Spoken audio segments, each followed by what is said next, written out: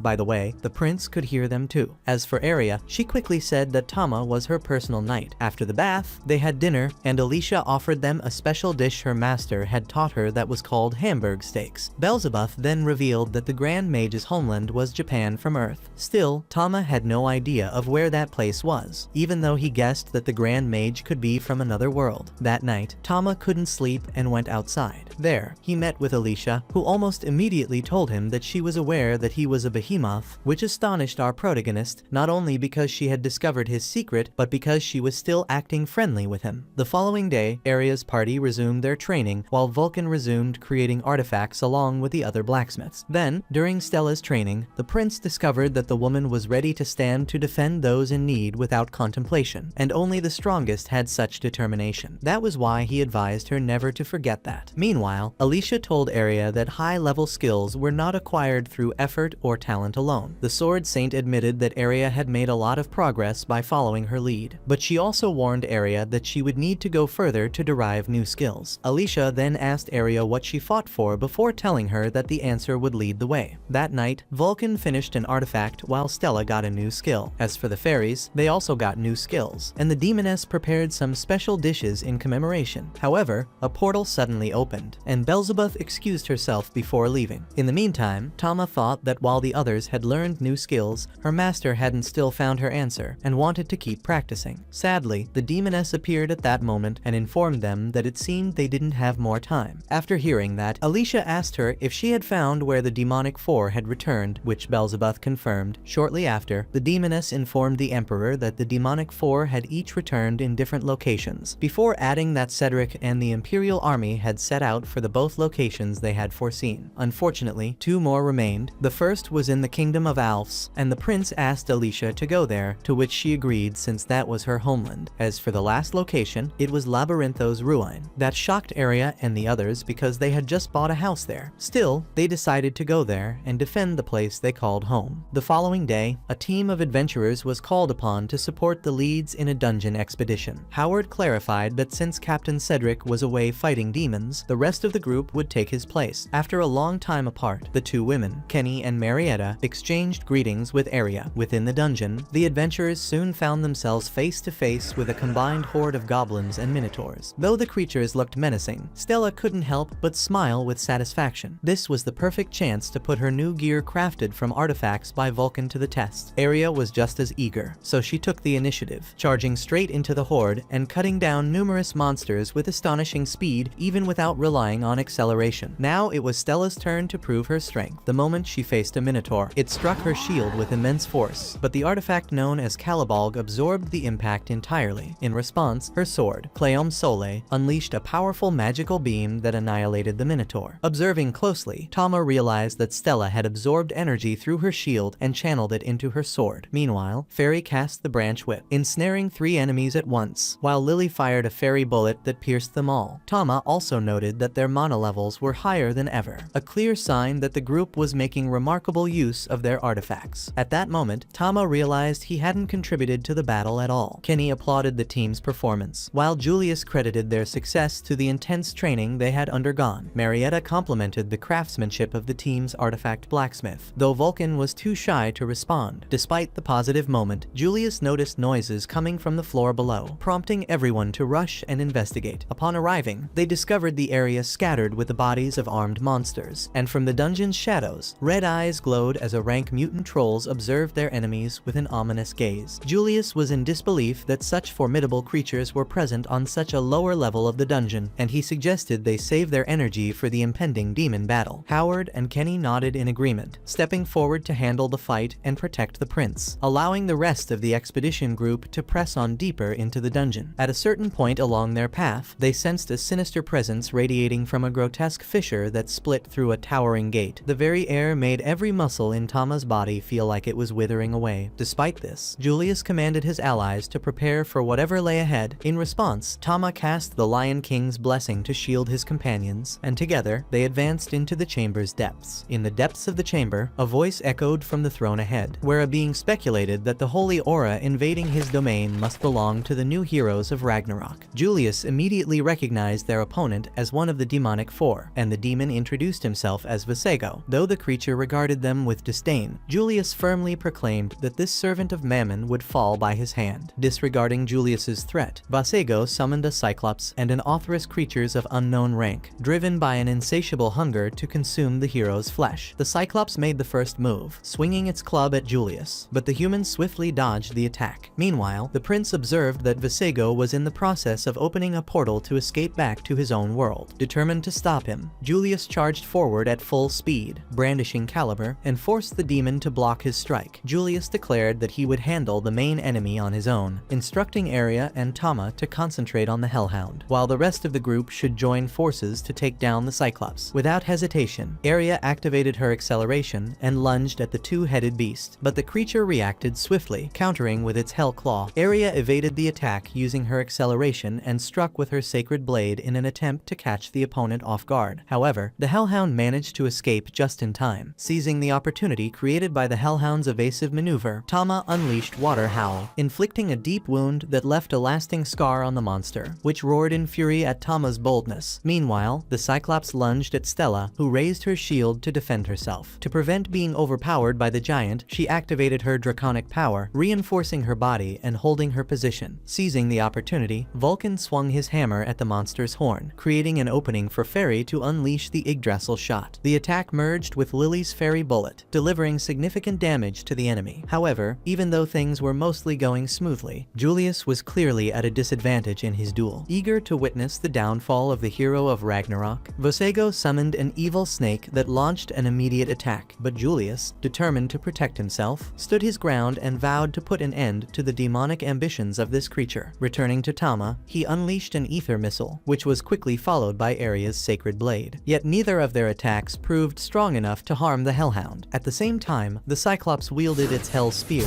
wreaking havoc on part of the battlefield and forcing the opponents into a difficult retreat. With the situation growing increasingly dire on both fronts, Tama grew anxious, fearing that Julius might be in serious trouble if they didn't reach him soon. Indeed, Julius seemed to stand little chance against one of the four demonic, and if nothing changed soon, his fate appeared sealed. After putting the human in his place, Basego declared his departure, enhancing both the Hellhound and the Cyclops with the Demon King's blessing before vanishing through his portal. From that moment on, Tama attempted to assess just how much more dangerous these monsters had become, considering they had already been nearly unbeatable from the start, and even more so now, with Prince Julius, the group's greatest hope, seemingly out of the fight. Despair was plainly written on the face of each hero. Nevertheless, the Hellhound summons the Hell Needle, knocking Aria to the ground. Seeing his master wounded, Tama sees no choice but to evolve into his third form, drawing all eyes as he begins the mutation. Meanwhile, in the Kingdom of Alphs, Alicia continues her mission in the local dungeon until she arrives at a massive gate. Standing before it, she senses a presence that feels all too familiar. Without hesitation, she wields her swords and slices through the entrance as if it were mere paper, charging straight into the room. The moment she steps inside, Alicia instantly recognizes one of the demonic four Revi. Revi recalls the moment she was slain by Alicia, but swears that this time will be different, having been granted power by King Mammon himself. Now, she can take on a dragon form, ensuring a swift end to this battle. In response, Alicia grants Revi's final wish, severing her head in a motion so fast that it remains unseen by the human eye. Just like the demon, Alicia too has received her master's blessing. Having emerged victorious from the duel, the elf believes that as long as the difficulty remains at this level, Cedric will face no obstacles. Now, her true concern lies with Aria and the others, but with Tama by their side, all will be fine. Tama showcases his imposing presence, striking fear into the hearts of his enemies. Julius is in awe, realizing he stands before the holy beast, while Aria questions whether this creature is truly Tama, though Tama worried about how his master would react to his transformation. He was taken aback when others mistook him for the so-called holy beast, aware that they cannot take on this opponent alone. The Hellhound and the Cyclops acknowledge their fate, seeking forgiveness from Basego. The Cyclops drives its own claws into its belly, surrendering to the formidable beast before it. The Hellhound follows suit, ripping off one of its own heads with a powerful bite, unleashing hellfire across the battlefield. However, Tama swiftly counters with his flame howl. The two powers clash, jostling for space, making Vulcan realize that the monster's final attack makes the ability inescapable, meaning it simply cannot miss. Seeing the Cyclops' spear of sacrifice aimed at Tama, Stella steps in front to prevent Tama from taking both projectiles alone. Vulcan warns that not even an artifact can withstand this attack, but Stella knows she alone might even try, knowing if Tama perishes, they all do. This demeanor brings to Stella's mind something Julius once said, that she instinctively protects those in need without a second thought, a trait only the strongest possess. With that in mind, Stella activates her draconic power full drive, pushing her abilities to their absolute peak. Afterward, she expresses her gratitude to Vulcan for the artifact and believes that Fairy and Lily will eventually be able to wash their own hair. As for Aria, she entrusts her with the task of looking after Tama. Thus, the spear of sacrifice is hurled against Stella, who lets Tama know that he can destroy any demon, so she will leave the rest to him. Stella lived her life alone in the depths of the labyrinth and died by Tama's hands. Later, by fate's irony, she was reborn as a human dragon and lived alongside the same elemental cat and her friends. Ultimately, Stella had a happy life. When the attack strikes her shield, it becomes evident that it won't hold. Julius calls out Stella's name in desperation, while Aria, at last, discovers the answer to Alicia's question about what she fights for. Aria realizes it now. She fights for her friends and cannot allow them to be harmed. With this resolve, she activates the Excalibur ability, obliterating the Cyclops. Simultaneously, Tama emerges victorious in his clash with the beast and delivers the final blow to the Hellhound. Following this incredible feat, everyone is deeply moved by Aria's ability to assimilate such a powerful new skill in the heat of battle. At the same time, Tama begins to feel all his mana surging through his body until he reverts to his cat form, landing in his most cherished spot of all time. Overwhelmed with emotion, Aria hugs Stella so tightly that Tama ends up squished between them, and the group arrives just in time to join the rest of the heroes in celebrating their hard-fought victory. In his own world, Basego senses the connection with his monsters abruptly sever. To him, this is nothing short of pathetic, considering how weak their opponents were. Even so, the era of demons is fast approaching, so he sees no harm charm in letting the humans savor their final moments of existence. Back in the kingdom, the king receives news that Alicia has defeated Rive. However, Belzebuth's vision reveals that Vasigo is amassing his forces to launch an attack on Lumine's village. While Aria falls into despair, Alicia is confident that her companion understands exactly why this place has been chosen as a target. Without hesitation, Aria speculates that it could be due to the Philosopher's Stone, an artifact containing an immense amount of mana enough to facilitate the resurrection of the Demon King. Given the circumstances, Julius declares that protecting the stone must be their top priority. With that, he calls for volunteers to take on this mission. Unsurprisingly, Aria is the first to step forward, determined to defend her homeland. Fairy and Lily soon follow, ready to join the fight, with Stella and Vulcan also pledging their support. Finally, Tama contemplates the gravity of the situation. This battle will decide the fate of the world, and above all else, he must protect his master. Seeing everyone's determination to fight, Aria glances around with excitement, while Alicia acknowledges that she has succeeded in bringing together loyal and dependable allies. With that, the group readies themselves to set out for Lumine's village. As Aria heads back to her village, a flashback floods her mind when the monsters attacked the Lumine's village. They were looking for the legendary Philosopher's Stone and mercilessly killing anyone who came in their way. Among these people, a young Aria was trying to escape, but was cornered by 3 monsters, who laughed at her when she wet herself from fear. She fell onto the ground with no hope of survival left, when suddenly a fearless cat stepped forward, forming a barrier around Aria. However, the monsters mock the cat, saying it stands no chance against them. They are about to attack when Alicia shows up, easily slicing the necks of the monsters. Alicia warmly tells Aria everything will be alright, before leaving to fight the remaining monsters. As Aria returns, she is saddened by the idea of Lumines being threatened by war again. But the little cat Tama tries to cheer her up, and her traveling party reassures her that they will stand beside her in every battle. To lighten the mood, Arnold, the former B-rank adventurer, wears an inappropriate coat, saying that when he used to wear this coat, the people used to call him the Ice Queen Anna. Some wonder if Arnold is coming out of his retirement, but Danny comments on how he only wants to see Captain Cedric, and this makes Arnold shy. Alicia tells Aria that she is no longer a scared young girl, as she has learned a new skill called Excalibur. Alicia encourages Aria to use that skill, so this time Aria can be the one who saves lives, and Aria is determined to do so. After a long journey, the caravan arrives at the gates of the Lumine's village, and a person comments on the huge tree in the center of the village. Aria explains that the great tree is sacred to the elves and has been overlooking the village for generations. Stella asks if the tree is edible and gets scolded by Tama. The group is welcomed by a large number of locals, led by Elvin, the leader of the Lumine's village, who welcomes them warmly and expresses gratitude at the group showing up to help them in war. Elvin mentions that he has heard a lot about Aria's power and is glad that she is in good health, but Tama seems skeptical, as he heard that Elvin was very old, but he looks so young. Elvin then praises Sword Saint Alicia for saving them from the demons in the previous battle, and the elves bow to her. She humbly bows back and tells them all to raise their heads. She then mentions that the security of the village seems better, and Elvin explains that they have recruited soldiers from other villages. These soldiers have formed a squad called the Amazon Squad, which is led by Guzina, who says that the Philosopher's Stone is the most prized possession of the elves, and they must do everything in their power to keep it safe. Aria comments that this is why she didn't recognize anyone from the Amazon Squad. Stella seems a bit shaken, so Tama telepathically asks her what the issue is, and she explains that Guzina is very powerful. The gates are opened and the convoy heads inside, which is welcomed by locals who are happy to see them. The children are fascinated and people are glad to have Aria back. Lily and Fairy are fascinated by the greenery all around and decide to explore the woods, so they venture deep into the woods while thinking about playing hide and seek there, but they are stopped by Fione and her elemental cat, Leo. Fione notices the unfamiliar faces and asks them where they are from, but before the girls can give a particular answer, Aria and the others come rushing. Aria warmly greets Fione and explains that the girls are her friends. Stella scolds Fairy and Lily for running off without informing anyone, so they both apologize. Tama is glad that nothing bad happened, but his thoughts are cut short as Leo stares at him weirdly. However, Leo doesn't turn hostile and simply shows his belly, which shocks Fione as Leo is usually too proud to do that. Tama realizes that Leo is the same cat that built a barrier barrier around Area in the past, and as a form of gratitude, goes to show his tummy. The girls find the scene very cute and comment on how difficult it is to get Tama's approval. Later, Elvan gathers the leaders to discuss their strategy for the upcoming battle, and Area wonders if she truly deserves to be here, which shocks Tama, as he wishes she would see her worth. Julius wants to clarify 3 basic things first: the evacuation strategy of the citizens, the military strength, and the protection of the Philosopher's Stone. Elvan answers that they have been building daily drills and barricades and have stocked ample food. He then shows them the detailed military plan and says with pride that they have enough manpower to deal with demons. Julius comments on how the Amazon squad, which was formed last year, will be of great help as well. Elvan calls for the Amazon squad captain, named Leona, who is Aria's mother. Even Tama is shocked by this revelation, and Aria quickly runs up to her mother, asking that she never even held a sword before, so how did she become the captain of a team? Leona explains that right after Aria left for her journey, Leona started practicing her air punches, which were so strong that they destroyed a few trees without difficulty. Even Leona was surprised by her strength, and realized that she had awakened a combat skill that turned her normal attacks into area of effect attacks, and that she could make 2 such attacks in a row. Tama thinks that is a very strong skill, but his thoughts are interrupted by Elvan, who is apologetic that Aria had to meet her mother after so long in such circumstances because of the impending war. On the other side, Stella wonders why the meeting isn't ending, but Vulcan tells her that it is a very important meeting, so it will go on for a while. Suddenly, 2 young elves show up and ask if they are strong enough to protect them from the demons, and Stella quickly assures them. Stella tells them that other than that, they also have someone really strong on their side, and the girls quickly agree, saying that Tama is extremely strong. Vulcan thinks of how Tama turned into the sacred beast to protect them and further reassure the elves. Meanwhile, Elvan says that only a few people know the location of the Philosopher's Stone, and that is why demons haven't been able to steal it. Aria says that she has never seen it before as well, and Danny wonders where they have hidden the stone. Standing at the base of the great tree, Elvan says a mantra that causes the roots to part and make a secret pathway. He announces that only a few will proceed further, while the rest will guard the opening. After venturing deep, they finally reach the Philosopher's Stone, which is the magical stone that produces a special barrier that ensures that a ranked or less monsters cannot approach it. It is pitch dark inside the tree, but the stone shines so bright that it blinds everyone. Tama thinks of how huge the stone is compared to the small stone in the labyrinth. Danny heads forward, but Elvan stops him and shows him the barrier that protects the stone. Tama feels reassured as he thinks that he can focus on fighting if the stone protects itself with such a strong barrier. Later, Aria introduces her mother to the girls, who praise Leona's beauty. Leona says that the fairies must be hungry, and they quickly volunteer to help in cooking. However, Aria asks to talk to her in private, so after dinner, they both get in the bath. Aria confesses that she is worried about her mother going into battle. Aria says that she understands that they have no choice, so everyone who has powers must participate, but she can't stop worrying. Leona says that she understands Aria's sentiments, as she was also very worried when Aria left for her journey, but she believed in Aria and cheered for her. Leona says that she thinks she unlocked her combat skills because she wanted to protect the village, so Aria could return to it after training. Tama thinks of how both the mother and the daughter awakened a new skill from the desire to protect something precious to them. Leona asks Aria to support her like she supported Aria, stating that they both have grown strong, and tells Aria to join forces with her to protect the village. Tama meows, making Aria think that he will protect Leona from now on, and Leona says that she feels protected by the little knight. Aria happily says that she wants to destroy the demons alongside her mother, and they embrace each other, while Tama gets squished between them. The fairies, who were trying to hear the conversation, accidentally break the door and fall into the washroom. They say that they were worried because Aria was acting weird and wanted to comfort her. Leona comments that Aria made great friends and Aria feels proud of them. Later, after they all fall asleep, Tama tries to escape the hold of Aria, as he wants to be on the lookout, but Aria holds him tighter, saying that he can't go while he is in a beast's form. Leona wakes up and wonders what type of dream Aria is having before freeing Tama. She pets Tama, telling him that recently Aria had been writing a lot about him in her letters and thanks him for protecting Aria. However, Tama thinks that Aria came all this way on her own. Leona further says that she hates putting this pressure on such a little kitten, but she wishes that he would continue to protect her, and Tama promises to protect Aria, even at the expense of his own life. On the other side, Guzhina tries to use her skill to steal the Philosopher's Stone, but Alicia stops her. Alicia claims that she knew one of Vasago's minions had infiltrated the village. Alicia accepts that Guzhina had a perfect disguise, which she believes must have been the blessing of Lord Demon. But Alicia could see a trace of evil in Guzhina's eyes. Guzhina turns into her demon form and angrily tries to attack Alicia, but Alicia is faster. She manages to kill Guzhina in a single strike, and goes to inform the authorities that she has killed the intruder. Meanwhile, an owl witnessing this situation flies to the demon world through a portal and informs the demon lord about the location of the stone. Various portals open near the tree, and an army of creatures emerges from them. The bells are rung to indicate the attack of the enemy, and everyone gets ready for the battle. Vasago also joins his army while sitting on a massive beast like a king and orders his army to attack. The demons unleash a large amount of fireballs onto the sacred tree and the village, which causes the houses to burn down. Julius tells Elvin to lead people to safety, while Alicia puts up a large barrier around the tree all by herself. Julius gives a motivational speech to his warriors, telling them to fight fearlessly for the protection of their world, and orders them to charge forward. The monsters trying to break the barrier created by Alicia touch it and die. But Vasago is not worried as he only summons more monsters. Tama puts a shield on the fairies and Stella itches with excitement to fight as they all charge forward for the awaited battle. The Demon King, Vasago, begins attacking the Lumines village in pursuit of the legendary Philosopher's Stone. He opens multiple portals near the great tree from which his army of orcs, minotaurs, and elephant-like beasts pour out in large numbers. Meanwhile, the guards on night duty ring the bells to alert everyone about the enemy's attack. With the Demon King's signal, his army of wizards rain down fireballs onto the village that explode on impact, setting the houses in the village on fire and causing destruction all around. Alicia steps up to defend the village, and at the top of the great tree, she crosses her swords, which casts a defensive spell called the Black Prison, which envelopes the whole village in a protective barrier that effectively cuts off the barrage of fireballs from the enemy forces. With her part done, she puts her trust in the rest of her team to face the enemy head-on. On the other side, Arya prepares for battle along with her allies and wishes for her mother to be safe while she engages with the enemy. Tama takes the lead and casts Lion's Protection on the team, strengthening their defense and attacks, for which Vulcan thanks him. Stella bashes her enormous sword along with her shield and reveals her desire to fight with a wicked laugh. Lily and Fairy also brace themselves for the battle, proclaiming its importance for the protection of the village. With everyone ready for battle, Arya rallies them and leads them into it. However, the Demon King only laughs mockingly in response to their display of courage. As the team clashes with the enemy, Vulcan uses her burning hammer to crush a few orcs, letting them know that they won't be allowed to do what they please. An excited Stella engages with a minotaur, who strikes her with all his force, but Stella uses her shield to absorb the strike and counters with her sword, which blasts him away, completely disintegrating him and leaving a large hole in the ground in front of her. She lets out a triumphant laughter and beckons the rest of the monsters to take her on. Fairy and Lily do not stay behind as they cast spells one after another, combining a slingshot with projectiles that bombard the enemy and decrease their numbers. Arya is impressed by their courage and rushes forward with Tama to take on the enemy. She accelerates herself to a very high speed and uses Wind Slash to cut multiple enemies to pieces.